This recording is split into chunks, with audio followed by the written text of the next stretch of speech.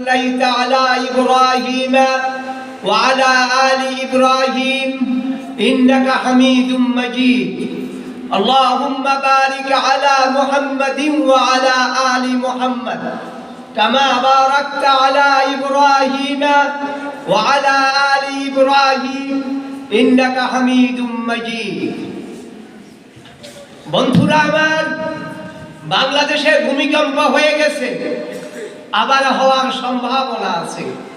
এই ভূমিকম্প থেকে বাঁচতে হলে তওবা করতে হবে। তওবা করলে আল্লাহ শুধু গুনাহগুলি ক্ষমা করবেন না, গুনাহগুলিকে নেক দ্বারা পরিবর্তন করে দিবেন। আল্লাহ বারবার ক্ষমাকারী, অতিশয় দয়াময়। আমরা ভোট দিয়ে গুনাহ করেছি, এবার ভোট গাছ মার্কায় ভোট দিয়ে ওই গুনাহ থেকে তওবা করব।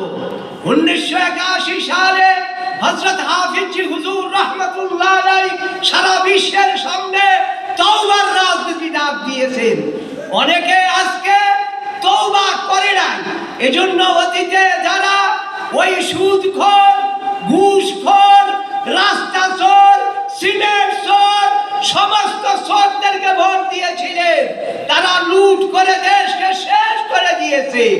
এখন আমরা তওবা করে সারা বাংলাদেশের 300 আসনে প্রার্থী দিয়ে ভোট গাছ মার্কায় ভোট দেব। আমি সরকারের কাছে আবেদন জানাই, 50,000 টাকা জমা দিতে হবে, এটা বাতিল করো। যারা ভোটে প্রার্থী হবে, যারা ভোটার, তারা এমপি হইতে পারবে, তাদেরকে সুযোগ দাও, তওবা করার সুযোগ দিয়ে দাও।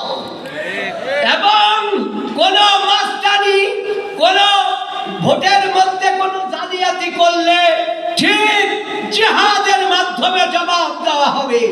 যারা শহীদ হবে আল্লাহর দ্বীনের জন্য, আল্লাহর খিলাফতের জন্য, তারা বিনা হিসাবে জান্নাতে চলে যাবে। আমরা মৃত্যুকে ভয় পাই না, আমরা একদিন চলে যাব দুনিয়া থেকে।